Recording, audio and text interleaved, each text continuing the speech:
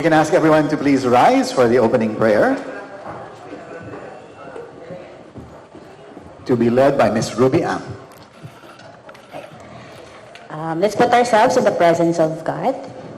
Heavenly Father, your word says, "Blessed is the nation whose God is Yahweh." Lord, we declare that you are the Lord of this nation and that your people are blessed.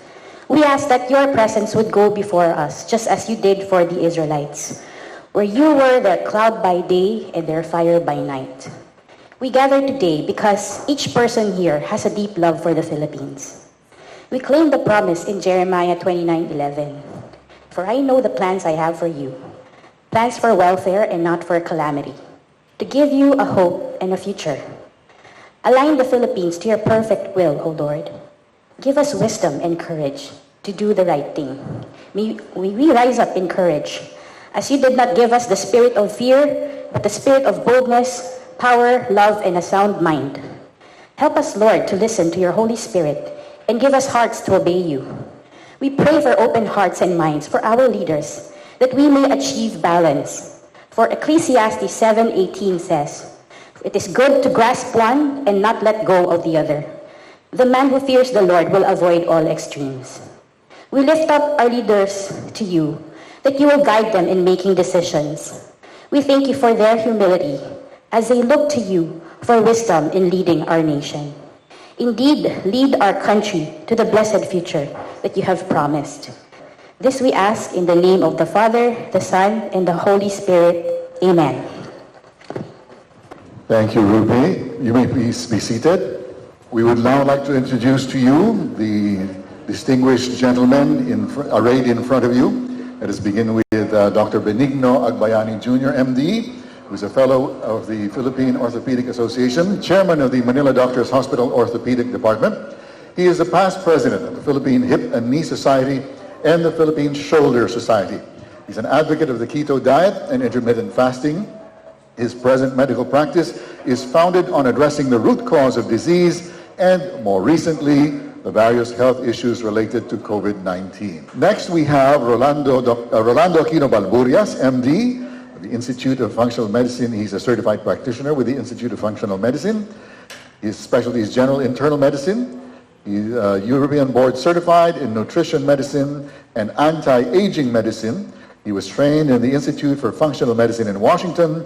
He's the holder of an MBA in healthcare at the Ateneo Graduate School of Business. He's also the president and CEO of Go2Health Incorporated.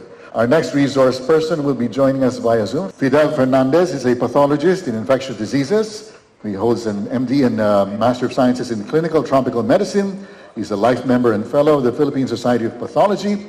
He's also a member of the International Academy of Pathology Malaysia Division. He's an associate professor in pathology at the Faculty of Medicine at the SEGI University in Malaysia. And he's a former consultant as a pathologist at the Zamboanga City Medical Center, Medical Specialist 3, DOH Region 9. Our next resource person is Edwin A. Bien, MD. He's a wellness and integrative medicine specialist. He's the medical director for the Lebien Medical Group, DMI Philippines. He was trained in the Philippines, Malaysia, and the US. He's a member of the American Academy of Family Medicine, the Singapore Royal Society of Alternative Medicine, the Philippine Medical Association. He is also the director of the Chamber of Herbal Industry, and he has radio and TV programs, as well as a newspaper column in the Filipino Mirror. Our next resource speaker is Rodrigo Angelo Ong, MD. Dr. Butch is an integrative medicine specialist, combining traditional Chinese acupuncture with modern medicine, particularly in pain management and sports medicine. He is one of the most sought-after doctors in the Philippine wellness industry, working diligently to improve and maintain the active lifestyle of his patients. Next is Dr. Joel Lopez, who is a U.S. and internationally trained medical doctor and one of the first doctors in San Francisco, California, who incorporated functional medicine into his practice. The lead doctor for J. Lopez Medical Group in Makati, he focuses on preventive medicine, holistic treatments of chronic degenerative diseases, and age-related disorders. Our next speaker is Homer Lim, with the specialty in integrative oncology. As an integrative medical doctor whose expertise includes cancer, detoxification, and energy medicine, Dr. Homer Lim is a much sought-after lecturer in Southeast Asia. He is currently the president for the International Anti-Aging and Integrative Medicine Society, and the Philippine Society of Orthomolecular Medicine. He's a director at the Akisis Holistic Health in Manila, senior consultant for Highland Wellness Center, and a visiting consultant for the Tree of Life Hub in Malaysia. Next, we have Roderick Tan, a U.S. and Canada-trained naturopathic doctor. He is one of the earliest pure naturopaths in the Philippines. His practice focuses on harnessing the power of natural and nutritional remedies, lifestyle and dietary adjustments, and deep cellular detox programs to address various health issues. He believes that the best way to deal with health issues is to have a properly functioning and well-modulated immune system. And finally, last but not the least, he is a doctor of the masses. He's program director for the United Nations Children's Fund. He conceptualized Friendly Care healthcare clinics. He's a former secretary of the Department of Health. He founded the Health Futures Foundation Incorporated to strengthen the Philippine healthcare system. He has worked as a consultant to the United Nations Children's Fund, or UNICEF, the World Health Organization, or WHO, the United Nations Population Fund, the UNDP, United Nations Development Program. He's a professor at the UP College of Medicine since 1998. He also worked as an assistant professor at the UP Institute of Health Sciences. He is one of the primary authors of the draft bill creating the Philippine Health Insurance Corporation during his stint as Undersecretary of Health from 1992 to 1995. Ladies and gentlemen, Dr. Jaime Galvez Tan. A pleasant and wonderful good morning to all of you. Thank you for being here this morning. And I have the honor to read the unity statement that I want your ears. Great. Welcome to Flatten the Pier. We, the concerned doctors and citizens of the Philippines, with an acronym CDCPH, hereby declare the following. We believe that we must heed the call made by no less than President Rodrigo Duterte himself to assist in the fight against COVID-19. Thankfully, we know more about COVID-19 today than we did several months back. We now know that the best immediate solution for the Philippines is a dramatically effective, safe, inexpensive, readily available, evidence-based intervention focusing on early treatment and home care, quarantine for most patients, and prophylaxis for high-risk individuals such as our frontliners. We propose to the President that the Philippines adopt a national protocol for the prophylaxis and early treatment of COVID-19 that aims to reduce hospitalization and prevent loss of lives. With this solution in mind, we appeal to the President to lift all lockdowns, to allow our people to begin to rebuild their lives. We would be more than willing to sit down with the IATF to go over our suggested protocol and its administration, the details of which could then be immediately cascaded down to the barangay units via their primary healthcare workers. Once these measures are adopted, there will no longer be a need to choose between saving the economy and saving precious Filipino lives. With the good health of both our economy and our people assured, we will truly begin to heal as one. Signed by yours truly and all the rest of the people here. I hope you will sign with us. Thank you very much. First of all, I'd like to thank the organizers of this. Maraming salamat sa inyo because you're trying to open up the eyes of many people. Secondly, I'd like to thank those who invited me to be part of the group. And this led me to be part of many other groups, including webinars. I'd like to thank also those who brought, or the person who brought the grapes, very crunchy. I suggest you try it. I've been asked or tasked by Ruby to give a strict 5-minute talk about HCQ. I'm very much familiar with HCQ for more than 20 years. My late father was an engineer and was assigned in Liberia, in Angola, and in Zaire. And he developed the different kinds of malaria, from falciparum to ovale to vivax.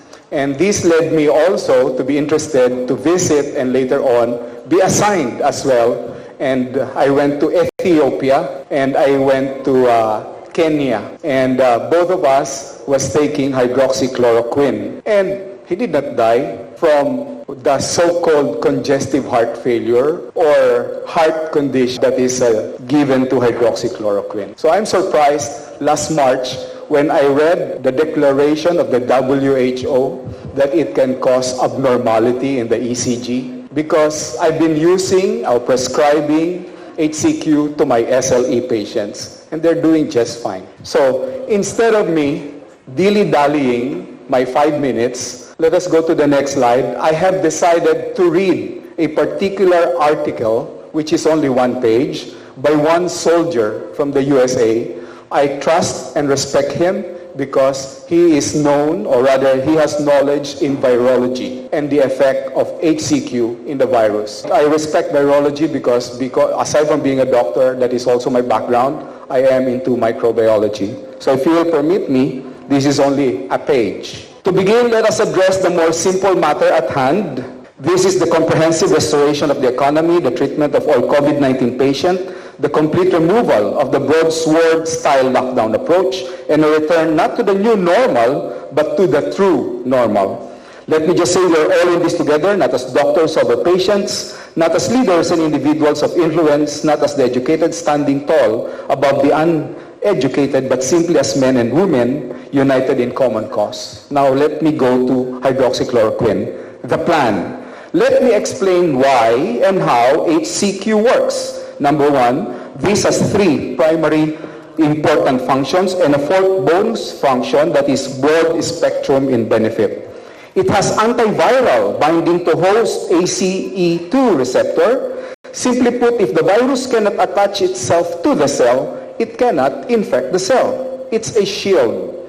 Anti-inflammatory effect. Should the virus find an unprotected cell and successfully infect it, inflammation usually follows. And if enough inflammation occurs, it is followed by a cytokine storm, which triggers a cascade of chemicals within the lungs, causing the immune system to become hyperactive, attacking everything in its path, even healthy lung, other organs, heart tissue, limiting this inflammation in many cases, mitigates it hence, preventing serious damage. Last of three. Immune response modulation. Should the previous defenses fail and a cytokine storm ensues, where the body's immune system attacks healthy cells, think of soldiers being turned on their allies. HCQ prevents this so-called betrayal. Affects the pH of extracellular vesicles, also called exosomes, as well as the cell. It has become common medical knowledge that an alkaline pH environment creates extremely difficulty for any type of disease survivability. Yes, even cancer. The more concerning negative view of the medical field on this is when HCQ is misused. This I will emphasize. The study I believe that they did on HCQ is the wrong form on dosages. Scientists have already established for decades the correct safe dosage, but if one exceeds this dosage, one will get failure of studies. A common denominator I have seen in most failed studies, including the withdrawn Lancet study, was overdosage. If you do not use something properly, it will likely fail. It is not rocket science, it is simply safety protocol. The overdosage led to a prolongation of the QT interval, including cardiac arrest. In simple terms, we mean heart failure. And last, regarding prevention, HCQ taken orally is still binding to the ACE2 receptor, whether or not one is infected. This means should infectious material from SARS-CoV-2 enter the body, one is accorded protective resistance. What am I trying to say here? Me and my daughter are on HCQ right now, as well as my whole family and the patients who come to me. Thank you very much. Okay, good morning. I'm happy to be here, and I'm so glad I was invited to give a very, very short introduction on the studies on HCQ. It was already mentioned a while ago by Dr. Bien that the reasons, the negative outlook on HCQ is because of the following. No? So there's excessive dosages, ignorance of the contraindications such as heart problem. When you really have a prophylaxis or early treatment for HCQ, you really have to consult your physicians, no? to safeguard our health and to make sure that we don't have all of these. No? You can see this is one study from the American College of Rheumatology. It indicates a negative outlook on HCQ. So if you look at the arrows there, and I'll read it, no? Concerning severe cardiotoxicity leading to heart transplantation due to both HCQ and CQ over a period of 9 years. No? So the patient has been taken for 9 years, therefore nagkaroon siya ng toxicity. The studies on HCQ and COVID really is for early treatment. The duration for early treatment is just 1 to 5 days, not 9 years. No? So when we conduct a proper HCQ study, it should be randomized. No? The trial should be randomized. The treatment began early, as I have mentioned, within the first week, even for the first 5 days. No? Ito yung sinasabi natin. And the doses should be recorded as well as dosing frequency. Zinc should be included. We must understand, zinc is a powerful tool against this virus. No? It prevents the replication of the genetic material of COVID inside our cells. So it should be combined with an ionophore like HCQ. This simply shows that we have a lot of studies already with HCQ. The COVID has been here since January. No? So there's already been 71 studies. All studies indicate a positive response to HCQ. This slide says that we have to have early intervention. For the first 5 days of infection, no? That's when the full effect of HCQ is found. No? Here we have the number of studies already made and the positive outcomes, almost all of them. And I'd like to reiterate, can you go back? I'd like to reiterate, in the late treatment, there is still positive response. However, we have full benefit when we have early intervention in the first 5 days. When we have early intervention with HCQ, with zinc, here with azithromycin, the triad medication, again, zinc, HCQ with azithromycin, you have the hospitalization rate lowered. No? So instead of, as we know, the average hospitalization nowadays is around 18 to 21 days. So we take the mean at 15, right? And when we have early intervention with the triad of medications right there, we decrease the number of days of infirmity of the patient. Use of zinc with hydrochloroquine or use with zinc, hydrochloroquine with azithromycin for early intervention. Thank you. First off, I would like to thank God for allowing us to convene today. If not for Him, we won't be here at all. And of course, I would like to thank all the people in the core group, beginning with Juan, Marie, and of course, Tong and Francis. Thanks for your support. And finally, thank you to all the doctors who agreed to join me in this event today. So many countries either adopted or declined early treatment with HCQ, effectively forming a large trial with 1.8 billion people in the treatment group and 663 million in the control group. As of September 13, 2020, an average of 183 per million in the treatment group have died and 756 per million in the control group. The treatment group has a 75.8% lower death rate. Countries that incorporated the widespread early use of HCQ include India, Ukraine, and Cuba. Countries that had a limited early use of HCQ didn't fare as well, and it included the US, France, and Canada.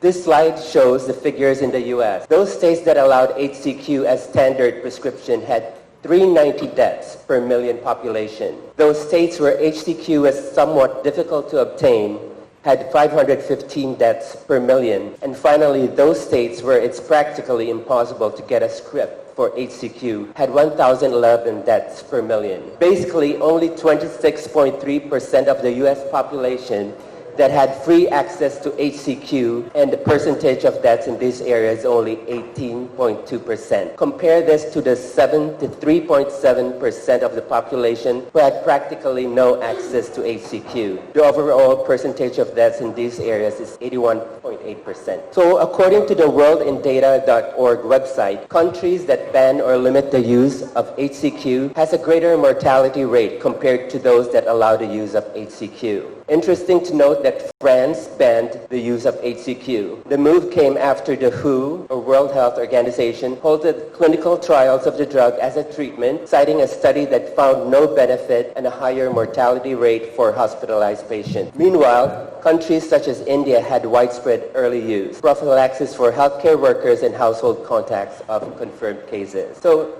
case fatality rate per country, meanwhile, varies depending on the use of HCQ. Those that ban HCQ altogether have high case fatality rates ranging from 5 to 18% on this side here in red. Those with mixed use, of which the Philippines falls under, has a case fatality rate ranging from 2 to 7%, while those countries that with liberal use of HCQ had the lowest case fatality rate ranging from 0.1 to 2.5%. So we now go to the gist of this event, which is basically the Zelenko protocol, the goal of which is to prevent asymptomatic patients from becoming symptomatic and also to treat mild to moderate symptomatic patients and preventing them from being hospitalized. So by the way, Dr. Vladimir Zelenko is one of the early adopters of the triple therapy involving zinc, low-dose HCQ, and azithromycin. He actually did a retrospective case series studies on his patients that had laboratory-confirmed SARS-CoV-2 infections of hospitalization for patients who are treated early compared to those who are untreated. So the treatment plan for patients with symptoms of COVID-19. So the fundamental principles include basically treat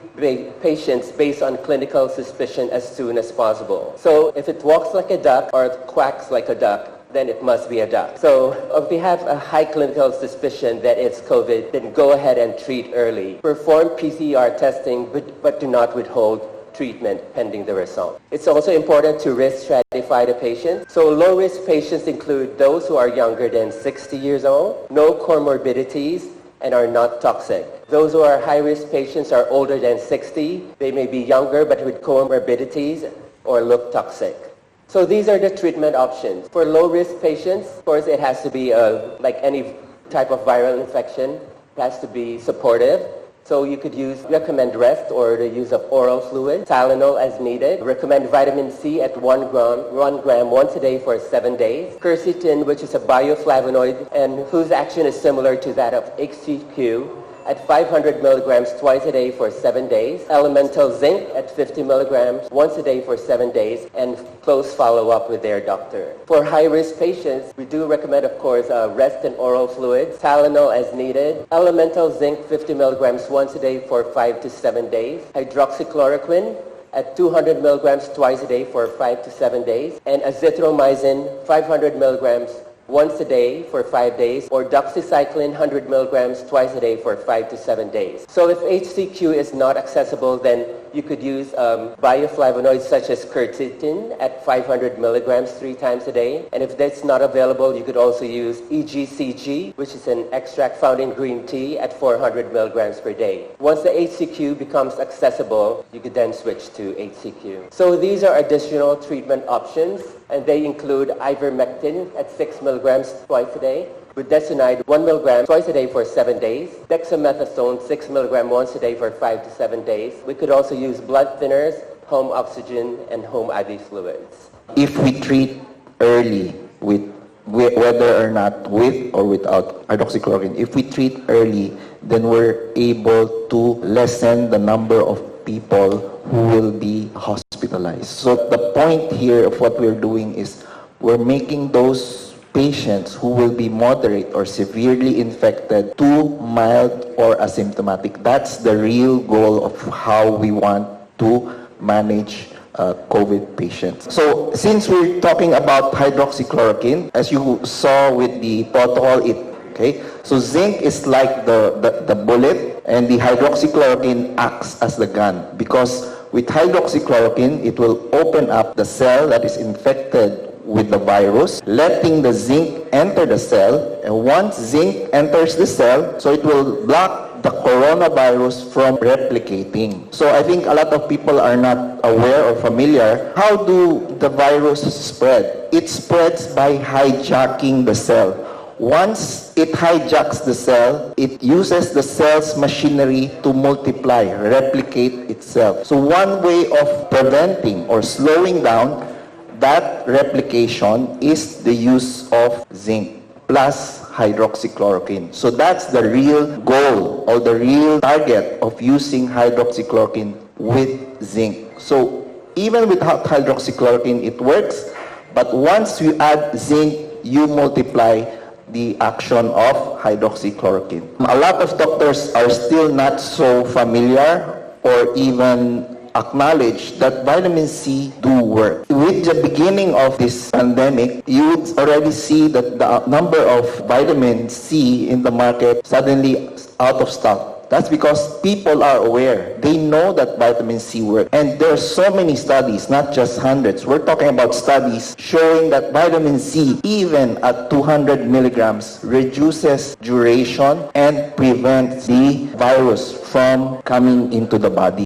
So just 200 milligrams. So 1,000 milligrams, you can take it once a day, 2 times a day, 3 times a day. It's not toxic. So many studies have shown that vitamin C, even up to 10 grams, is not toxic. One of the cheapest, if not free vitamin is your vitamin D. Together with vitamin C, vitamin D is an excellent vitamin to prevent as well as minimize the effect of coronavirus infection. As you could see here, if your vitamin D levels are low meaning less than 20 nanograms per ml, the chances of you having a positive test is actually higher. And not only that, studies have also shown the lower your vitamin D levels, the more you're at risk of developing a severe or critical infection. So it's very important for us to make sure that we have enough vitamin D, not only vitamin C, but also vitamin D. Dr. Fauci said it himself, vitamin C and vitamin D can help boost your immune system. So even though you are not able to procure or get hydroxychloroquine, at least it's easy to get vitamin C and vitamin D. Thank you. Let me start by asking a few questions. Okay. Have you been in the company of someone who's obviously sick? May sakit. Okay, cough, cold, red eyes, sneezing, fever. Okay, so you expect that you would get sick soon. But lo and behold, a few days later, nothing happened. You did not get sick. Why?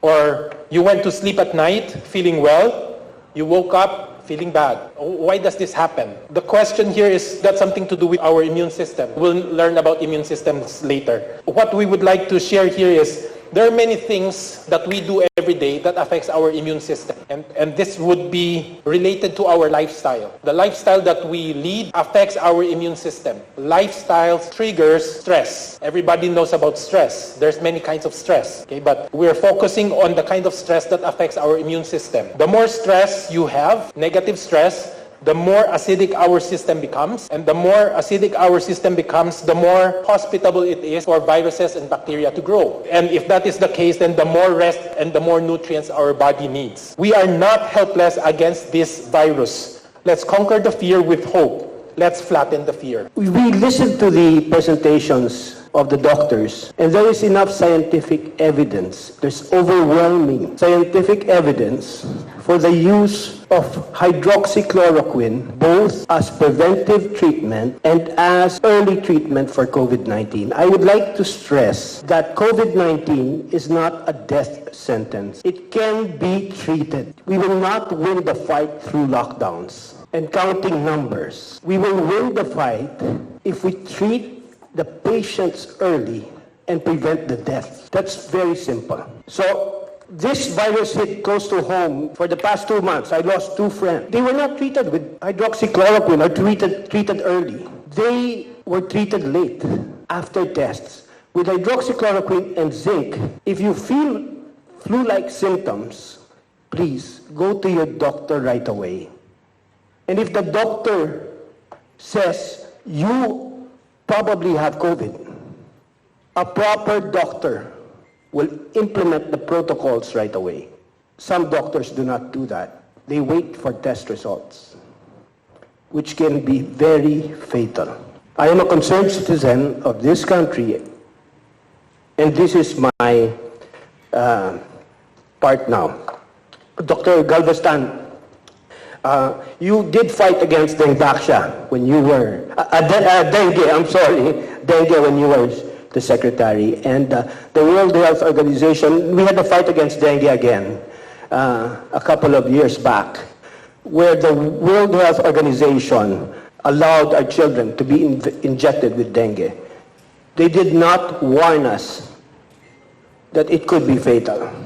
Today, the World Health Organization is asking us to stop the use of hydroxychloroquine. It is not right. It is not right. Now, I will go to our plan of action or actionable plans for the government. We call for the nationwide implementation of hydroxychloroquine protocol, both as a prophylaxis treatment and as early treatment. This would prevent the people from having to go to the hospital, and that's the goal mainly. Treat early, prevent the people from getting into the hospital, prevent the disease from getting worse. That is what we call our government doctors to do. Number two, a good initiative that should be continued by our nation, by DOH in our nation. We had the DOH doing vitamin C around the country. This protocol is actually easily replicated all throughout our country. If we train the doctors in the barangay level, we can treat early and prevent early. Next, treat early.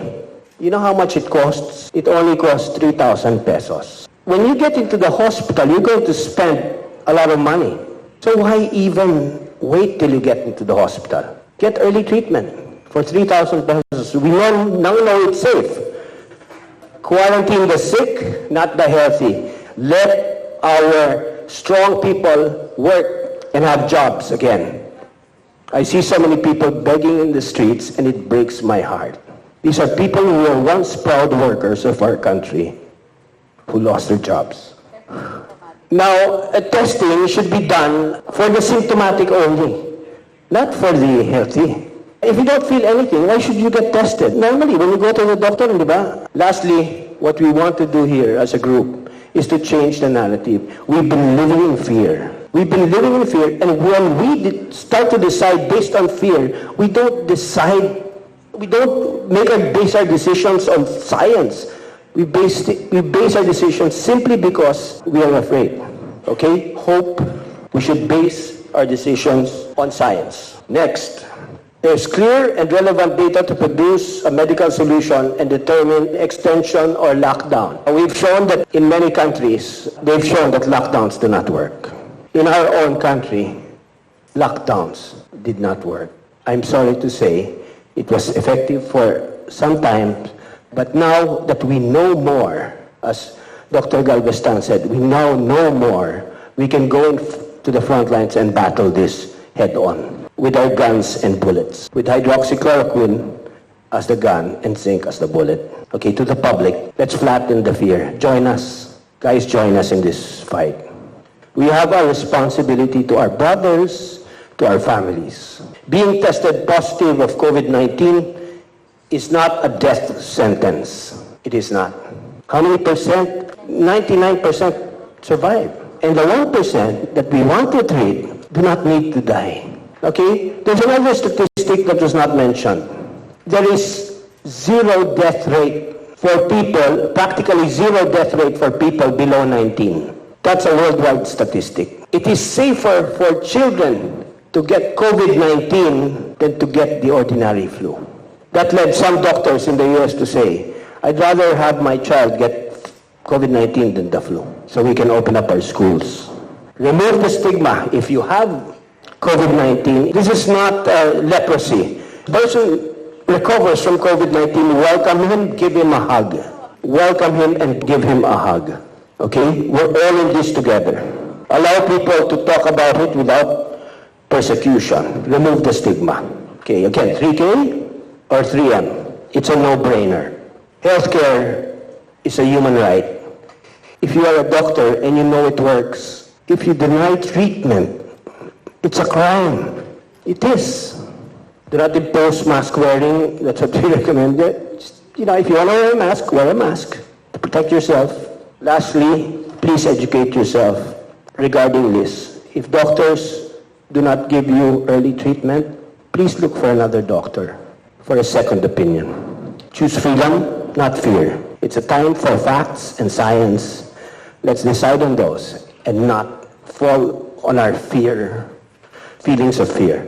Just to contribute to the discussion, I'm Ramon Lopez from the Department of Trade and Industry. I'm part of the IATF, and we're actually having a meeting right now. I just excused myself to be able to join this very important conference, Flatten the Fear. First of all, we really like your advocacy. We really like even your title and your group, Flatten the Fear. It's really what we need nowadays. We have been in a lockdown situation, different levels of community quarantine for about 6 months. And we believe that while we are all new to this pandemic, to the COVID-19, by 6 months, we more or less have learned how to live with the virus. In other words, we can gain confidence also on how we can move forward and manage the virus. We've been seeing very encouraging health statistics. Anyway, the mild, we know that about 88% would be mild and asymptomatic would be about 8%. Recovery is about 76%. The severe and critical is 3.8%. And the death fatality rate is about 1.7%. So another good indication is yung R0 natin is about 1, 0.96 for Metro Manila and about 1.2 for the entire country. We follow and we believe in your advocacy that what's really important is to have a very effective, good, preventive and early treatment. The economy has suffered so much, and that is really because of the heavy lockdowns we've undertaken. Just to be on the safe side, health has taken primacy over the economy, especially during the ECQ and MECQ. And that's the reason why our GDP has really gone down to minus 16.5%. It's just a record level, I must say. As you know, prior to the pandemic, we've been growing fast, second fastest growing economy, 6 to 7%, even more than 7% growth. But because of the pandemic and the lockdown, talagang nagsuffer po ang ating economy. Unemployment has also gone up to 17.7%. Buti na lang, last July, nag-improve ng kaunti to 10% as we started to reopen the economy. But just the same, before the pandemic, we are at a good level of about 5.1%. So marami pa tayong hahabulin at importanteng maipalik na trabaho sa ating kababayan. Exports have been negative. Again, it dropped last April by half, minus 50%. As we were again reopening, at least it's now down minus 9%. But prior to the pandemic, again, this is one sector that has been performing positively, 9% growth, a range of 2% to 9% growth even last year, even when the economy and all other economies were posting negative export growth before the pandemic because of the China-US trade war, but Philippines continued to post positive growth. But nevertheless, again, affected heavily by the lockdown. What we are saying right now, I mean, we as in DTI and other members of the Economic Development Cluster, is that by now we should hopefully be managing the risk. It cannot be zero risk. Zero risk is we don't do anything, we don't go out, and just like in business, there is always a risk. What we don't want to do is risk avoidance. What we need to do is risk management. Zero transmission, we really avoid the risk. But I think it's unrealistic that it would be, yung goal natin is zero transmission. I think what is needed is a realistic goal, and that will allow us to manage certain risks. In other words, we minimize the risk, we manage the risk. And that will allow us to